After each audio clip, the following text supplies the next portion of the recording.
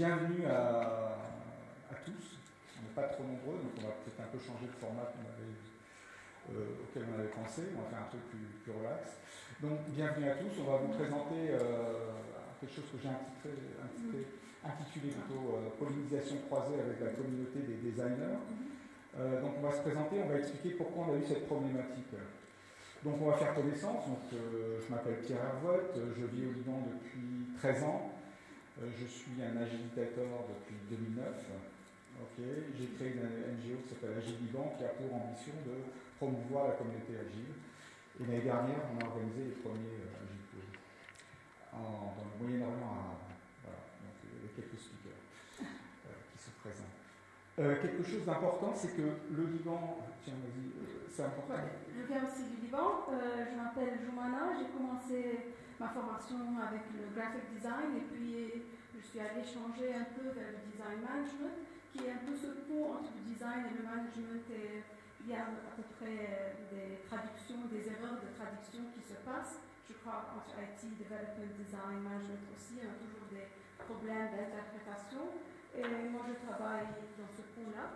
Et depuis 2009, j'ai une petite consultancy qui s'appelle Mirada Madrid, qui est basée maintenant à Beyrouth et qui, on ne sait pas où elle va aller, un peu avec la globalisation. Ça fait rire que maintenant à Paris, on vit du Liban, on est basé à Madrid et on ne sait plus où on va y aller. Alors la problématique du Liban, c'est un joli pays qui passe aux actualités. Il faut savoir quelque chose, c'est que c'est un tout petit pays, 180 km de long, 80 de large, donc c'est tout petit. C'est des très petites communautés, le marché est très petit, donc c'est assez fermé. Donc c'est pas comme en France où on peut se balader, aller à des meet-up Scrum Café, et on peut aller à des Kanban Café à tous les coins de rue. Je suis très jaloux quand je vois ça régulièrement, des annonces. Et donc on est, en tant qu'agiliste, on est un petit peu contraint pour trouver des idées un peu novatrices, de regarder à côté, quoi. Et donc j'ai rencontré Joumana à l'occasion d'un workshop sur le design management. Et ce qui m'a vraiment un peu surpris par rapport à la présentation d'avant, c'est que finalement l'état d'esprit, on parlait avec Stern, on parlait de l'état d'esprit, il y a un état d'esprit qui est très très proche pour moi. Donc l'idée, c'est de vous faire un retour d'expérience sur quelque chose qui s'appelle Global Service Jam. Il y a une unité de lieu dans la Global Service Jam, une unité de temps et une unité d'action. On va voir ça. C'est 48 heures pour sortir un nouveau produit sur un thème imposé. Ces 48 heures-là, c'est un petit peu un accélérateur d'expérience. Et on va voir qu'on peut, en 48 heures, avoir toutes les problématiques, pas en profondeur, mais toutes les problématiques de formation, de prototypage, de formation d'équipe, de prototypage, d'émergence de nouvelles idées, en 48 heures. Donc, qui connaît le Global Service Jam, juste pour faire connaissance? Il y en a un, ok. Le Bottleneck Game, c'est bien. Design Management, ok. L'application POP, POP, okay. Le Perfection Game, quand même, ok. La carte d'empathie, le Liban, ok, merci. Les personas, waouh. Scrum, ok. Donc qui connaît tout ça? Qui aime les donuts d'abord? C'est très important parce qu'au Global Service Jam à Beyrouth, on a bouffé du donuts pendant 48 heures. C'est un sponsor. Ok, et qui connaît tout ça? Ok, donc à ce moment-là, sinon il aurait fallu faire ma présentation à ma place. C'est quand même tout ça. C'est pas grave. Ok, donc Global Service Jam. C'est un peu une expérience qui est très intéressante parce qu'on propose un format un peu libre. On a des règles de base qui sont très simples. On commence le même temps le vendredi soir et on a un thème secret qui est dévoilé à tout le monde. On était 2000 jammers cette année, sans citer. L'année dernière, il y avait, je crois, 130. Mais c'est vraiment quelque chose de très émergent qui se passe et que chaque cité a l'occasion de personnaliser, de faire comme elle veut. Et à la fin des 48 heures, on doit mettre tout sur un global platform. Alors, ce qui est intéressant, qu'on reçoit tout le même thème au début, mais on va chercher, voir ailleurs, on va voir que chaque cité a une interprétation bien propre à ses besoins et sa réalité, qui est très enrichissante pour nous et pour... Donc c'est très unité de lieu, unité de temps, unité de sujet. Oh, c'est cornélien. Ok, Global Service Jam, il faut appuyer sur le bouton, monsieur. Play. Play. Alors, on va voir un peu comment présentation. Avec les deux fondateurs du Global Service Jam qui sont Adam et Marcus. Ah, on avait une vidéo qui va paraître. non, c'est ça. Ça, j'ai testé. C'est pareil, c'est la soirée, ça commence comme ça, puis on attend la vidéo. Oui, aussi, on attend la vidéo, on fait le download, on espère que la bandwidth fonctionne. Au Liban, ce n'est pas toujours une garantie, on a parfois des problèmes de connexion. Ça va appeler la pause déjeuner, donc. Pour digérer l'information. Non, mais quand même, les idées principales, c'est un peu. C'est un des gens qui sont venus. Ah, il y a ça. On a commencé. On a vu. First.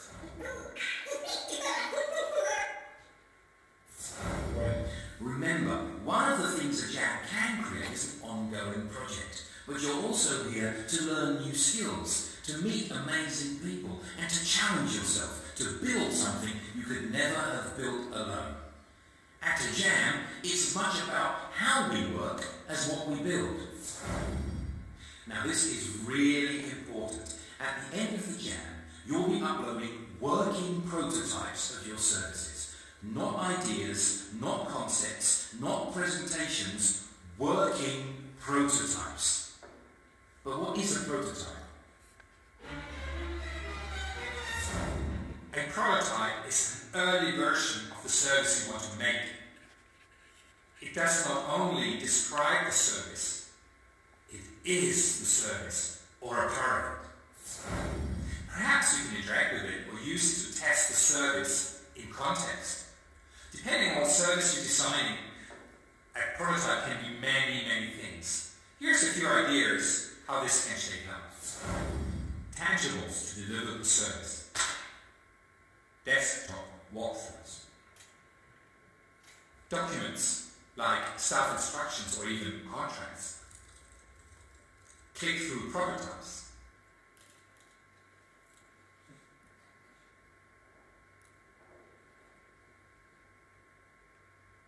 Actual working software or websites.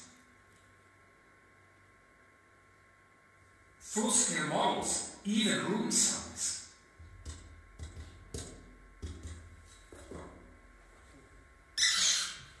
Acting it out. Or even prototype. Be careful about the presentation trap. Don't spend a lot of time building a fancy film about a concept that you can explain in just a couple of words. Use that time and build a better prototype instead. Test it, break it, test it again. The secret theme of the Global Service Jam 2014 is...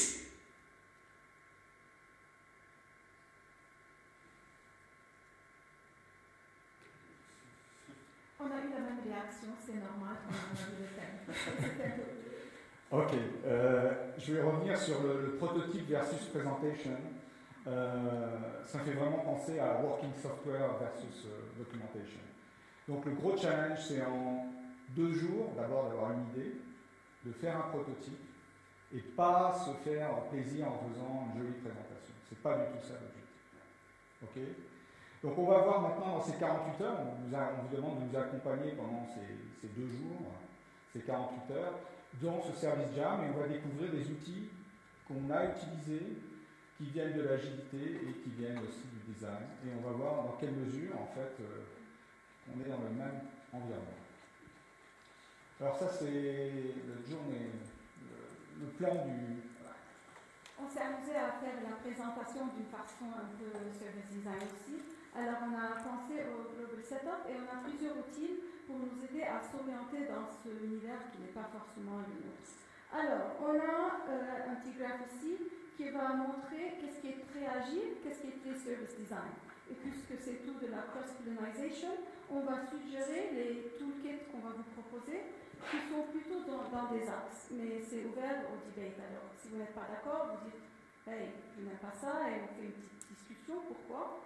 Et on est là pour apprendre, alors s'il vous plaît, donnez-nous des suggestions. On a fait un retour d'expérience, donc comme tout retour d'expérience, on va vous dire ce qu'on a aimé, ce qu'on n'a pas aimé, et ça peut aussi vous aider quand vous imaginez dans le process, savoir ce qui peut, les drawbacks, je fais de l'anglicisme, les problèmes auxquels on peut faire face, et comment on peut améliorer les choses. Le toolkit, ça s'appelle Unstuck Jar. Le Unstuck Jar, c'est quelque chose, c'est une jarre dans laquelle il y a des petits papiers, et quand vos équipes sont bloquées, on sort le bout de papier et on dit une phrase zen ou secrète pour ouvrir l'esprit et débloquer l'esprit. Comme comment expliquerez-vous le problème à votre grand-mère, ou chanter le problème sur une chanson de Justin Bieber. L'équipe s'en va dormir quand on commence avec ça. Et c'est une façon de débloquer et de sortir un peu de sa zone de confort et son blocage. Alors nous, qu'est-ce qu'on va vous proposer? On a fait des toolkits pour chacun. Alors quand on finit, s'il vous plaît, prenez-un. On va parler de beaucoup d'outils qu'on a vu, pas tout le monde connaît. Alors c'est une occasion de les prendre, de les utiliser et vous donner un feedback après si ça peut vous servir aussi. Ok, donc on ne va pas aller très long dans les outils, hein. On n'a pas assez de temps. Alors, c'est un agenda extraordinaire. Premier jour, deuxième jour, troisième jour. Ok. Le premier jour, on va insister sur le thème et le problème de qui connaît forming, storming, norming, performing, la dynamique des groupes. Donc, on va former des équipes. La problématique du premier jour, c'est de former des équipes. Les gens ne se connaissent pas, c'est comme si on était tous là et on devait créer un produit. Deuxième jour, on va voir l'acquisition de connaissances qui va permettre aux gens de développer des nouveaux produits et aussi comment les prototypes ont commencé à être générés. Troisième jour, prototype et livraison. Alors, si on se met à fond, les objectifs c'était savoir le thème, faire des équipes, penser aux problématiques qu'on veut adopter en tant qu'équipe. Alors, on avait proposé de faire ça à travers d'un brainstorming un peu inhabituel, on va dire. Alors, en utilisant on avait un icebreaker au début, et c'était plutôt... les icebreakers qu'on utilise, c'est une façon de personnaliser le jeu. Alors, c'est pas seulement je me présente, c'est aussi une invitation que si je n'étais pas présentement, ça aurait été un icebreaker différent. Alors, par exemple, on avait fait le jeu des liens. On avait le jeu des gants. Et le jeu des gants. Excellent. Hein, on vous donne des gants de latex et vous devez imaginer par équipe des utilisations alternatives à ces gants-là. Donc, ça peut être soit une pochette pour votre truc, soit quelque chose pour tuer quelqu'un, ou des préservatifs pour ceux qui ont l'esprit mal placé. Donc l'idée c'était un peu de rentrer, d'ouvrir un peu l'esprit et de commencer à rentrer dans un processus créatif. C'était pas seulement un icebreaker, c'était aussi un open-minder pour l'esprit. Une invitation to go outside the box. Alors on parlait du brainstorming. Normalement on fait un brainstorming, on fait une partie silencieuse, on en parle, on le met. Mais c'était pas ça. On voulait inviter une exploration de l'espace. Alors les gens ont mis leur idée sur des post-it et ils l'ont déposé sur la table. Et puis on était invité à faire une circulation à voir. Est-ce qu'il y a des idées qui se ressemblent? Alors on les assemble, on fait un cluster. On déligne les clusters parce que ça nous permet de voir quelles sont les possibilités de groupes qu'on va avoir pendant le service jam. Tout est créé au moment. Alors quand on commence, c'est un peu... on ne sait pas ce que fallait change, flexibility, change. On ne sait pas quel produit on va construire, ça c'est sûr, parce que quand on vous donne comme thème ce truc-là, à quoi ça vous fait penser, vous avez 5 minutes pour penser à quoi ça vous fait penser, et ensuite vous générez les idées, et ces idées-là, on va les répartir, au lieu de les répartir sur un mur comme on a l'habitude un petit peu, on les répartit sur une table, ce qui donne une circulation un petit peu plus dynamique, un peu plus sympa, et le clustering. Et alors, mais on fait ça, on ne fait pas ça pour nous, on n'est pas là pour faire un design pour nous-mêmes, alors on doit mettre le user au centre de cette expérience. Alors, voilà, c'est une première approche de la persona. Donc on a utilisé ça. Alors, je ne sais pas combien de consommations vous avez gardé. Si vous avez des familles, c'est plus facile. Hein, voilà. Et on a personnalisé notre persona. Notre persona, on a mis on a mis un visage, on a mis des histoires. Le persona qu'on a l'habitude d'utiliser, mais on l'a utilisé comme ça. La particularité, c'est qu'on pouvait tous créer autant de personas qu'on voulait, et après on a placé les personnages sur le thème qu'on pensait qui était relatif. Donc on a fait, pour ceux qui étaient à la séance précédente, une espèce d'ethnographie un peu sauvage, et on a mis des gens placés sur le truc. Donc tout ça a été très rapide. Hein. Bon, on était dans un...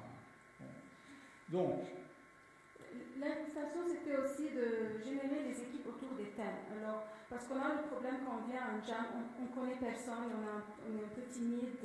Et si je connais une personne, je vais être avec toi, merci, je m'en fous du thème. Alors, nous, on voulait changer un peu ça et introduire des outils qui, pendant le jam, allaient rapprocher l'équipe de soi-même. Donc, ça s'appelait, on appelait ça le débrief tool. Alors, il est cassé. C'est. Hop, tout cassé. C'est une cuillère, parce que c'est une service jam, ok? C'est eux qui ont l'idée. Et donc, la service jam, le débrief tool, chaque équipe va créer son débrief tool, va le personnaliser, va lui donner un nom, parce qu'on est une équipe, donc c'était un team building autour, et va donner le personnaliser. Donc, ça, c'était la nôtre. C'était très belle. Et ça va aussi nous servir comme une espèce de reporting de l'avancement du projet.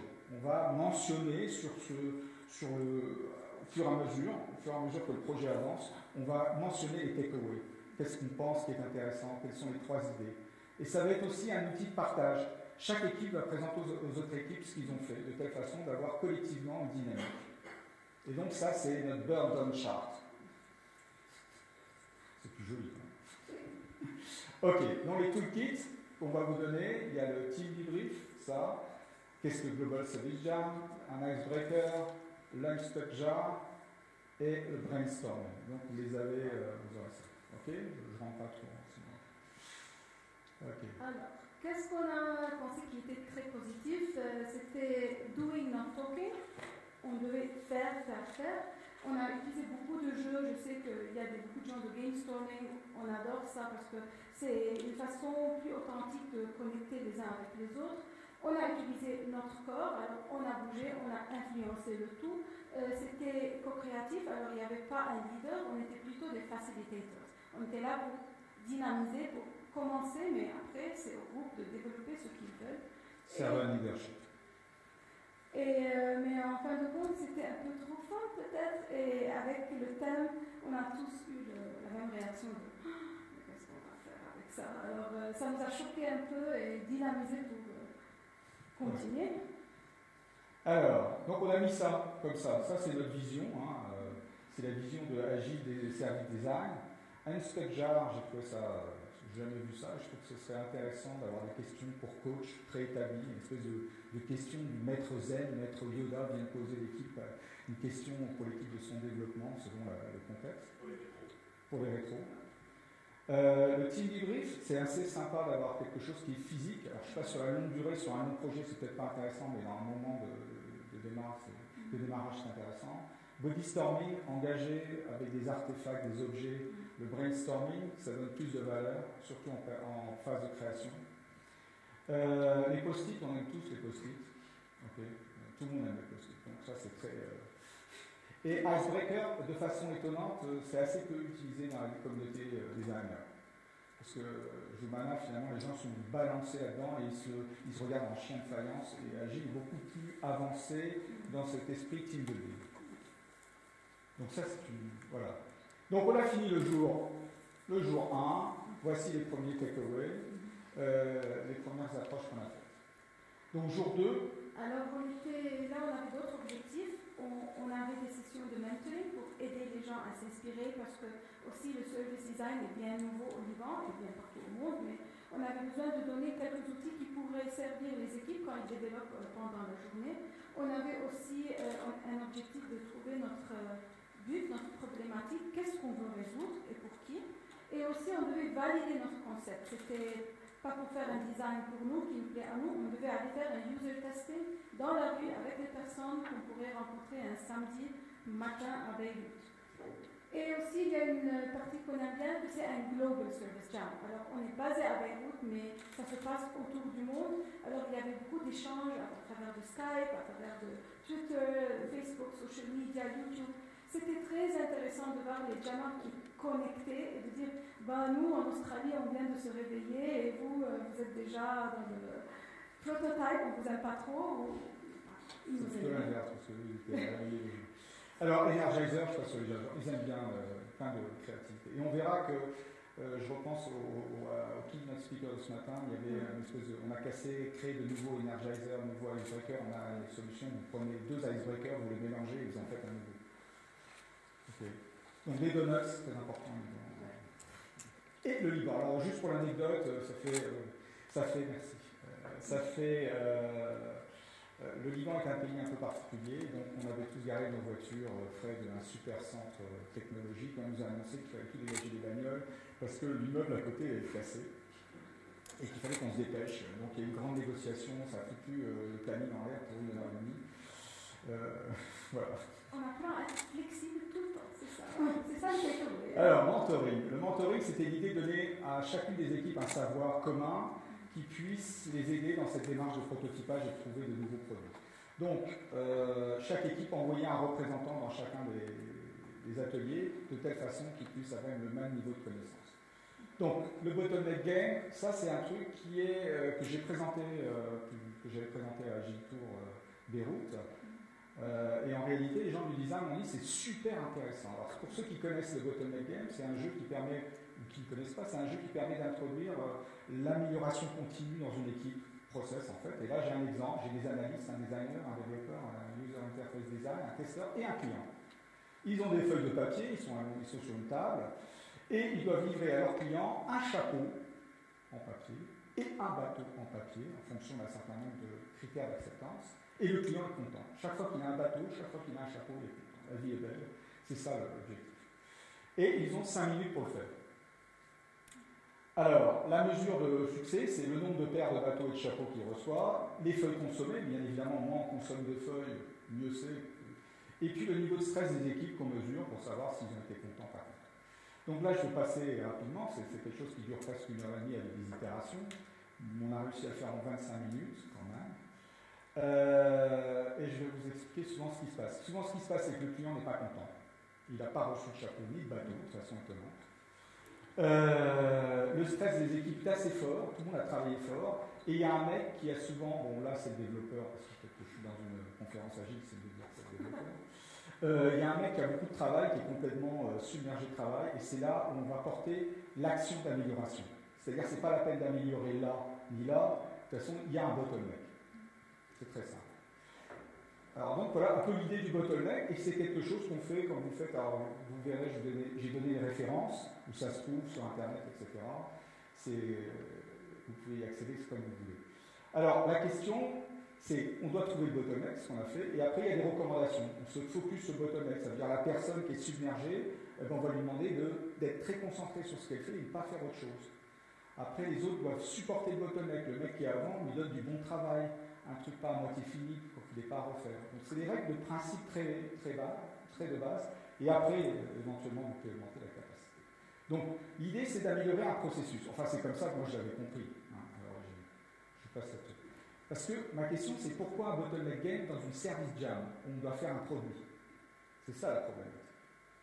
Alors c'est un peu aussi s'inspirer de dire quand on propose une solution, on veut voir quel type de service faire. Parfois on ne sait pas où commencer. Et aussi pour moi l'approche du bottleneck c'était un peu counter-intuitive parce que quand on pensait au bottleneck, on ne pensait pas que c'était comme ça qu'on allait le résoudre. On pensait donner plus de tâches ou varier les tâches du bottleneck, mais ce n'était pas du tout l'idée de l'isoler, de savoir et puis aider les autres qui fassent un bon travail. Alors pour nous, on a pensé, si les designers veulent présenter un prototype, alors pourquoi pas faire un focus sur le bottleneck et dire peut-être que le bottleneck est une opportunité pour changer le user journey. C'est quelque chose qu'on va voir aussi. C'est pour détecter le product, le problème client. C'est une façon de détecter le problème client. Juste pour l'anecdote, ça c'est amusant. Après ça, la semaine prochaine, je fais une présentation dans l'école principale de design libanaise. Et dans la présentation, il y a le bottleneck game. Ils ont demandé ça. Ok. Donc, une deuxième chose, la carte d'empathie. Alors, il y a eu une présentation avant sur le design thinking. Et le gars, il parlait beaucoup d'empathie, il fallait se mettre à la place du client. Il expliquait qu'il fallait avoir des utilisateurs existants, etc. La carte d'empathie, je vais expliquer, c'est quelque chose qui est du low-tech. Ouais. Nous, on aime bien le low-tech parce que comme ça, on a moins de barrières pour l'adoption. Okay? Alors, quand on pense à la carte d'empathie, ce qu'on veut, c'est essayer de comprendre ce que ressent le user. Parce qu'en fin de compte, c'est lui qui est au centre de ce service qu'on va prototyper. Alors on dit, on va bien On va connaître c'est qui. Et ce n'est pas quelqu'un de très abstrait, ça doit être quelqu'un qui a un nom, qui a un âge. C'est Henri qui vient au Service Jam et qui veut apprendre quelque chose de nouveau. Alors, qu'est-ce qu'il voit? Où il nous voit au Service Jam? Sur quel réseau? À travers de quelle surface? Qu'est-ce qu'il pense? Qu'est-ce qu'il ressent? Pourquoi il est là? Il est là pour apprendre, il est là pour essayer, il est là pour faire un networking. Qu'est-ce qu'il écoute? Et qui il écoute? Qui sont les gens qui l'influencent? Et après, qu'est-ce qu'il fait et qu'est-ce qu'il dit? Est-ce qu'il va acheter le billet et venir? Ou est-ce qu'il va seulement dire « Ah, c'est beau, j'aime pas ». Et quand on peut se mettre à sa place, on pourra aussi ressentir les moments of pain, moments of discomfort, qui l'agacent. Qu'est-ce qui lui fait peur? Il a peur de ne pas être là dans 5 ans. Qu'est-ce qui lui fait penser, quels sont ses rêves? Quels sont les moments où notre service n'est pas adéquat, il est excellent. Okay? Le moment of gain. Alors, en utilisant cette carte, on peut aussi prendre une différente perspective du persona.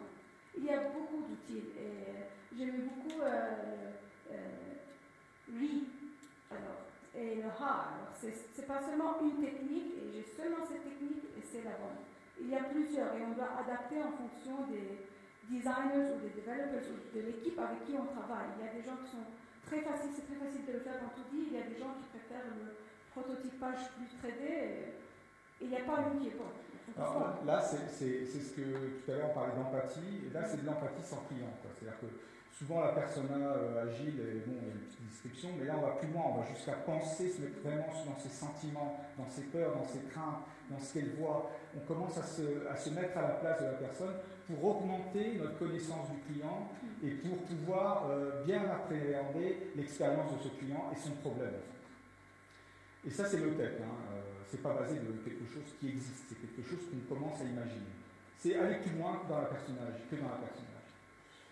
Alors, donc, on a fait c'est le premier, après les mentorings, tout le monde s'est revenu et a dit ouais, nous on a bien aimé ça, on a fait ça, on a bien aimé ça. Tout le monde a partagé en fait, toutes les équipes ont partagé leur feedback de façon commune à la fin de ce mentoring. Alors là, on va vous expliquer une autre méthode. On a eu un autre mentoring qui s'appelle User Journey Map. Je fais juste l'introduction. Souvent, c'est vrai que en développement, enfin, pas toujours, mais souvent, on est assez focusé sur l'interface au moment qu'est-ce que le client fait avec mon produit. Et l'intérêt de la User Journey Map, c'est d'introduire le concept de avant l'expérimentation du produit et après l'expérimentation du produit. Donc vous pouvez avoir des personnages qui ont été créés avant et faire des User Journey Map. Alors, voilà. C'est aussi de penser que quand on pense à notre image, on pense que c'est le produit. On ne pense jamais qu'il y a plusieurs channels pour arriver à choisir ce produit. Et parfois, on a une expérience négative. Et ça ne doit pas être la fin de notre relation avec notre client. Si on a un post ou un follow-up qui est plutôt engagé, authentique, on peut regagner ce client. Et c'est l'invitation qu'on a avec le User Journey Map. Identifier les channels, savoir quels sont les moments of pain and gain, et aussi savoir comment on peut engager pour future use. Si on prend un exemple très simple, on a tous faim, alors on veut manger. Avant, c'est décider quel type de restaurant. On a un sushi, on a le New York, on a je ne sais pas quoi.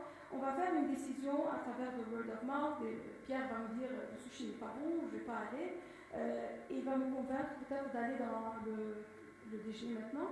Je vais aller, je vais goûter, je vais avoir ma propre expérience. Et puis je vais aller et je vais voir s'il m'appelle, s'il me donne un SMS, un dîner gratuit. On ne sait pas. Mais c'est une expérience qui se passe avec moi dans le frontline, avec des interactions réelles avec la marque. Mais pour pouvoir faire ça, il y a quelque chose qui se passe qu'on ne voit pas. Aller au restaurant, nous on mange. Mais pour pouvoir manger, on a besoin que quelqu'un est à la cuisine, il prépare le plat, il nous l'offre. Alors c'est le back office. C'est là où travaille le internal engagement, les équipes. On ne va pas oublier les équipes. On va savoir que si j'ai le déjeuner qui est froid, c'est parce que la cuisine n'a pas eu le temps de préparer les ingrédients. Alors, ce n'est pas la faute du waiter qui me sert le plat. C'est autre part. Alors, c'est intéressant parce qu'il y a parfois des bottlenecks dans le service map qui ne commencent pas pas là où on les voit, ils commencent autrement. Et cette mapping, cette cartographie nous permet de voir les moments forts et les interventions. Okay. Donc après, donc dans la rue, donc on va dans la rue. On va dans la rue, alors on n'a pas de prototype, mais on a une idée de prototype. Et on va commencer à interviewer les gens dans la rue. Donc on avait une demi-heure ou une heure dans la rue, on est parti, la location, etc. Donc l'idée c'est de confronter, bonjour, moi j'ai rien fait, hein, je ne parle pas arabe, donc j'ai passé des coups de fil à des gens que je connais pour savoir ce qu'ils pensent de l'idée qu'on avait, etc. Donc c'est vraiment une validation. Pourquoi on a choisi des militaires, je ne sais pas. Il y en a partout.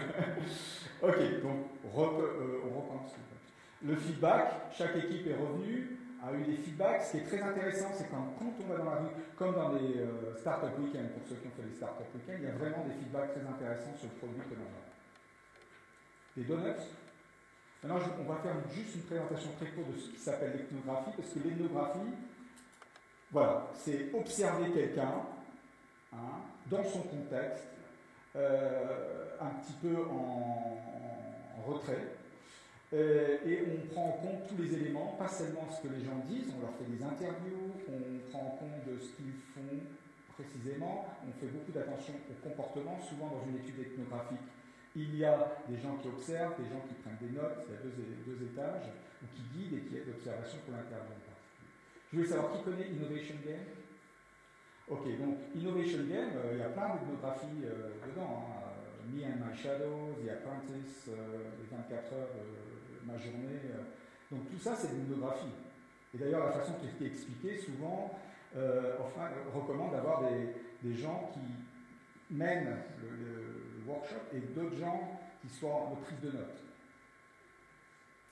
Voilà, donc ça c'est important. Et l'ethnographie, ce qu'on a vu, la carte d'empathie, c'est de l'ethnographie low-tech, low-cost aussi. Mentoring, donc on a fait pop. Alors, vous avez vu dans la présentation, le gars il avait un espèce de truc, un dessin sur son iPad, enfin sur son iPhone, et il cliquait.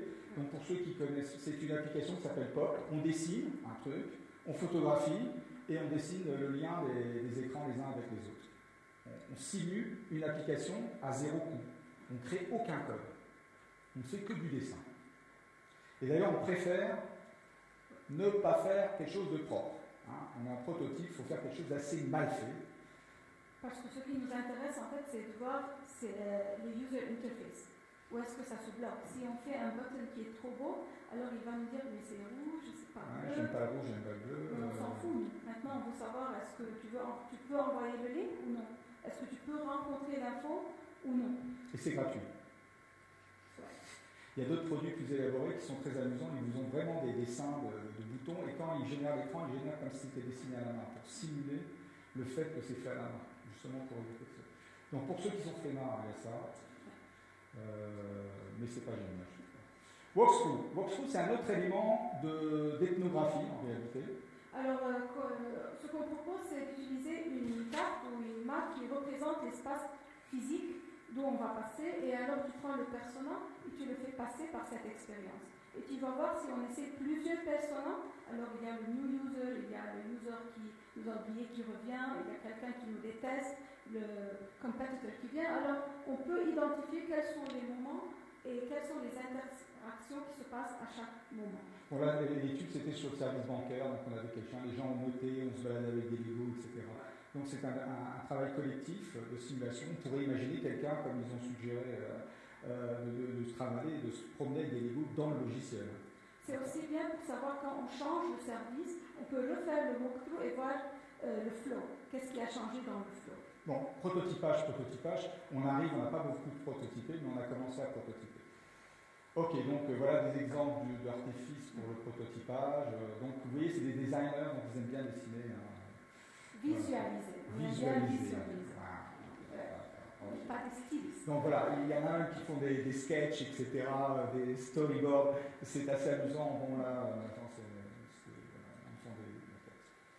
donc, on storming, norming, c'est-à-dire qu'une équipe, quand elle commence à démarrer, on la forme, on essaie de donner une dynamique d'équipe, elle est en stage de forming, donc elle se teste un peu.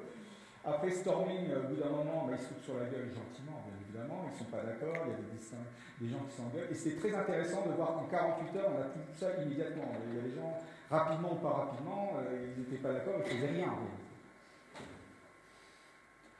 Donc Skype, on va passer sur Skype, clac, salut Nancy, on est au Liban, Skype ça marche pas trop bien, hop, voilà. Donc voilà nos toolkits que vous aurez, c'est le résumé de ce qu'on en a vu, donc il y a une petite fiche pour expliquer. Alors, qu'est-ce qui est bien? On a réapproprié des outils et on s'est inspiré de partout, on a beaucoup pris de l'agile, on va revenir. La participation des mentors, on a été bien dynamique et on a expérimenté. Parfois, on a eu l'effet IKEA, alors j'ai fait le prototype et vraiment, je ne veux pas le laisser, je ne veux pas l'améliorer, je ne veux pas le casser. Et je crois que c'est partout, mais... Bon, pour ceux qui ne connaissent pas l'effet IKEA, c'est on overvalue ce qu'on a fait. On donne très valeur à ce qu'on a fait. Et tout le monde est soumis à l'effet IKEA. Voilà. C'est un phénomène qu'il ne faut jamais sous-estimer. Il y a des études très sérieuses là-dessus, hein, je peux le citer. Et donc, on n'a pas voulu casser le prototype parce qu'on a eu trop de mal à former l'équipe. Ok. Donc, ça on a remis ça, le bottleneck c'est très agile, mais maintenant ça va peut-être devenir design. La dynamique des groupes c'est quelque chose qui est très bien perçu partout.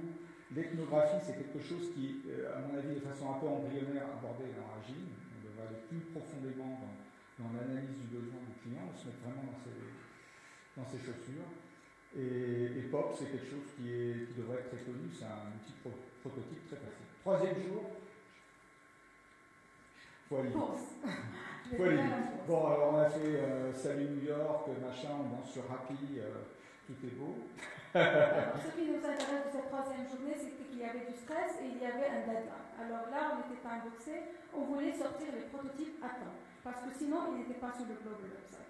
Alors, on est passé par les étapes, il y avait des équipes qui n'avaient pas commencé vraiment et qui allaient maintenant se mettre dans la zone. Donc on a fait un perfection game, on a introduit le concept de perfection game auquel je ne vais pas revenir dessus parce que visiblement vous connaissez, on n'a plus beaucoup de temps donc ça n'a pas beaucoup de valeur. Alors on va dire seulement pourquoi on l'a utilisé. Pour avoir des bons feedbacks, parce que la communauté des designers on est souvent dans l'appréciation assez subjective, et les gens ont du mal à recevoir la critique et ils ne savent pas émettre une critique positive. Donc on se retrouve avec un mec qui dit ouais j'aime pas le design, enfin excusez-moi. Donc on s'est bien marré quand même, et il fallait charger sur la plateforme, parce qu'on était à la bourre, bien sûr, et que la plateforme est surchargée, tout le monde charge en même temps, et qu'au Liban, la connexion n'est pas très bonne. Donc on a fait du feedback aussi, on a fait un spring review, en réalité, où des gens de l'extérieur même sont venus, c'était des gens de l'ambassade de Hollande, qui sont venus et ont dit « Ah, c'est super intéressant, on a des idées qu'on pourrait implémenter au Liban. » Je ne sais pas lesquelles, mais donc là, c'était police. Ok, donc la dynamique de groupe, on s'est arrêté là, on n'a jamais été vraiment performing, mais c'était intéressant de voir qu'il y a des équipes qui étaient toujours en train de pas s'engueuler, mais pas être d'accord le matin. Et bizarrement, c'est l'équipe qui était le moins d'accord, le moins prête, qui a sorti le prototype le plus carré en moins de temps que les autres. Donc ça ne veut pas forcément dire que si l'équipe est un peu n'est pas en harmonie rapidement, ça ne veut pas dire qu'elle ne va pas être performante par la suite. Donc Perfection Game. Et c'est un outil qu'on n'aura pas le temps de faire, mais on vous expliquera. Donc le plus, le moins, on a fait de la multi-compétence. Ça fait penser quelque chose. Il y avait beaucoup de designers, il y avait quand même quelques personnes de l'IT, il y avait un psychologue, il y avait un commercial, on était 25, il y avait des gens de trucs. Diversité de projets, avec cette espèce de truc cadré, on a réussi à trouver des idées complètement différentes. Et un truc très important en conférence agile, c'est qu'il y avait autant de garçons que de filles. Et pas les 20% traditionnels de représentantes de gens féminines. Voilà. On a eu beaucoup de mal à faire des prototypes et des présentations. On a eu problème entre présentation et prototype, ça a été très dur. C'est-à-dire qu'on a souvent eu tendance à vouloir plus présenter qu'à livrer quelque chose qui était utilisable. Bon, Perfection Game, ça c'est très... Et le comfort zone, c'est quelque chose qu'on a ajouté parce qu'on a eu du mal à sortir de notre comfort zone. Donc tout ça c'était... Voilà, je fais 2 minutes. Est-ce que vous voulez voir ce qu'on a sorti ou c'est bon, on va bouffer? J'ai pas attendu quand même, il y a 3 minutes, je vais déborder.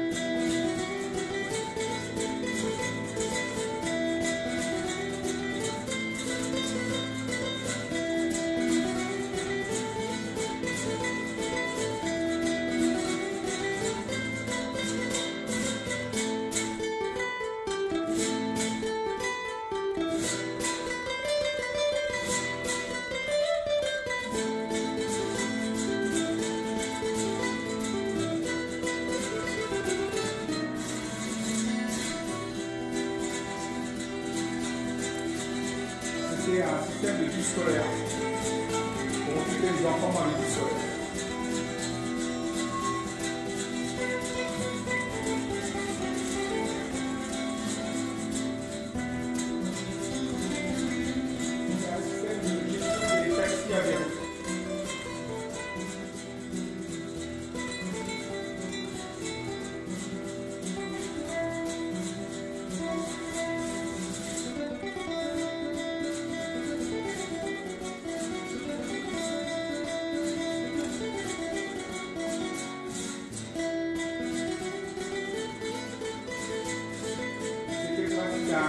Mémoriel où les gens pouvaient laisser leurs souvenirs liés à un lieu pour partager l'ensemble de la communauté. Ça, c'est un personnage.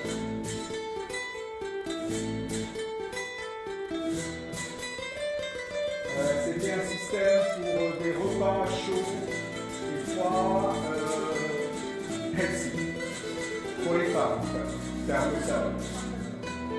Avec un système de presse et ça chauffe automatiquement. Ça existe là.